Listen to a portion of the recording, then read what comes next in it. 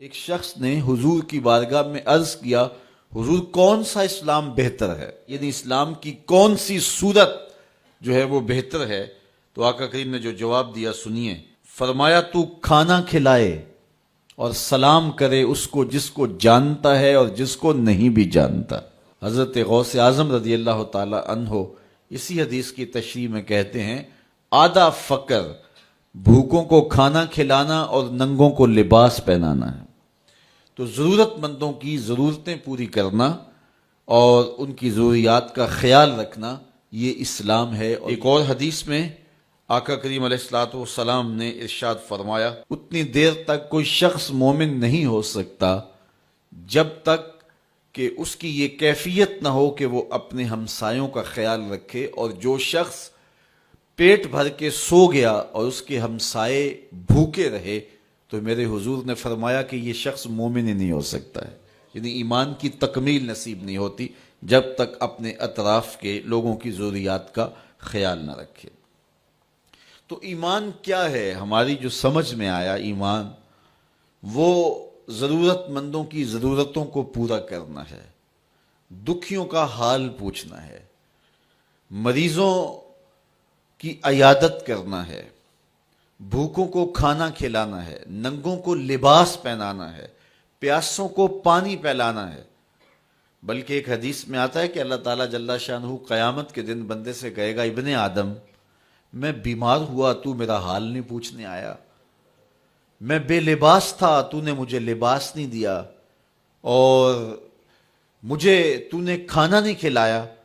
تو وہ بندہ حیرت سے کہے گا، مالک تو بیمار ہوتا ہے؟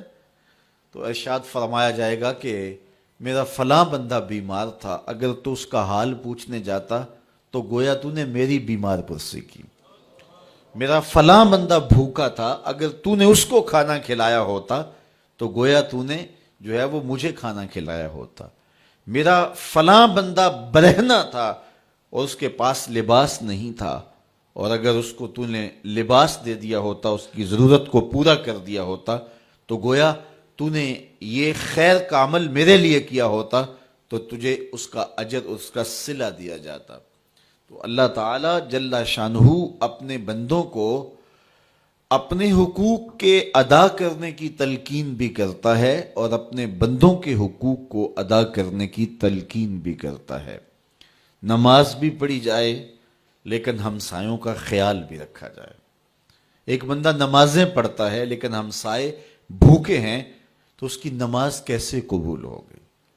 میں آپ کے سامنے حضور کی سیرت کا ایک واقعہ رکھنا چاہتا ہوں جس کو کتب صحاح میں ذکر کیا گیا ہے، اور وہ اس طرح کہ آقا کریم تشریف لائے اور حضور نے وضو کیا تو حضور کے وضو کا پانی صحابہ زمین پر نہیں گرنے دے رہے، وہ وضو کا پانی غسالہ اپنے ہاتھوں پہ لے کے اپنے چہروں پہ مل رہے ہیں، اور جس کو وہ پانی نہیں ملتا تو وہ ان گیلے ہاتھوں سے ہاتھ رگڑ کر کے اپنے چہرے پہ ملتا ہے۔ کائنات کے اندر یوں کسی نے محبت کی نہیں ہے جس طرح صحابہ نے میرے حضور سے کی ہے۔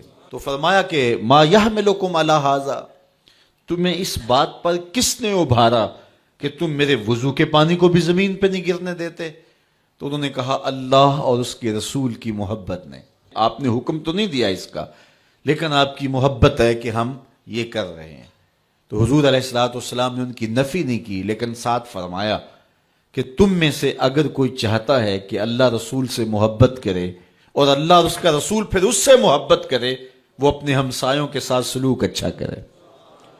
تو اپنے ہمسایوں کے ساتھ سلوک اچھا کرے اور نماز بھی پڑھے، یہ اسلام ہے۔ ہم ادھورا اسلام اختیار کرتے ہیں، پورا اسلام اختیار نہیں کرتے۔ نماز ہم پڑھیں گے، ہر سال عمرہ بھی کریں گے، حج پہ بھی جائیں گے، لیکن ناپ تول میں کمی کریں گے۔ تو یہ پورا اسلام نہیں ہے۔ پورا اسلام یہ ہے اپنی زندگی کے ہر انداز کو اسلام کے بتائے ہوئے طریقے کے مطابق ڈھال لو۔ حضور علیہ الصلوۃ والسلام جو دین لے کر آئے، جو اسلام لے کر کے آئے، وہ ہماری پوری زندگی پر حاوی ہونا چاہیے۔